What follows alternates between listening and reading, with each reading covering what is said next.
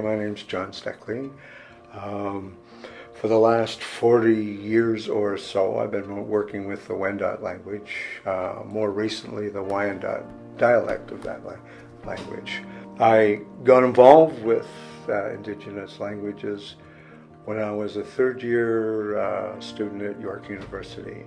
I took a course called Language and Culture, and the paper was like 50% of the marks, so it had to be really hot.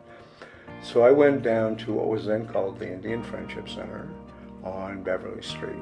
I don't know, they probably tore the building down. And I found that there was Anishinaabe elder, Fred Wheatley, who was teaching classes there. And if you can go for 8 months, one night a week, and learn that. And I did. And not only did I learn what Fred called Oxford Ojibwe for coffee,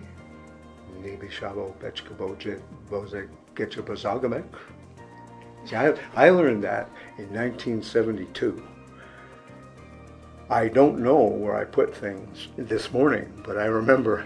But he taught us that, but I think what was really, really powerful was his relationship to the language.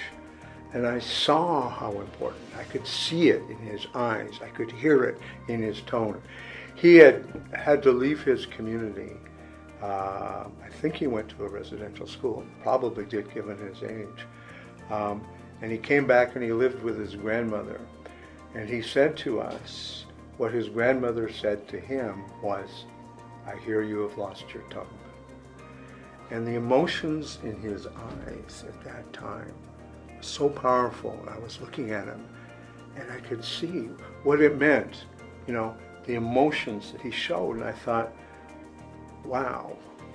When I learned that the language was dead, or as I use the term now more, the language was sleeping, waiting for us to wake it up. But there was more written in that language than in any other indigenous language. I said, I have to learn it.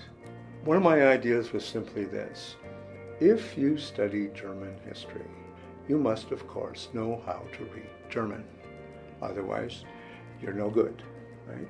So, if I want to study indigenous people, I have to learn one of the languages. It just made sense. It's not like this brilliant thing that I thought of, but it just seemed, of course. It seemed like an of course to me.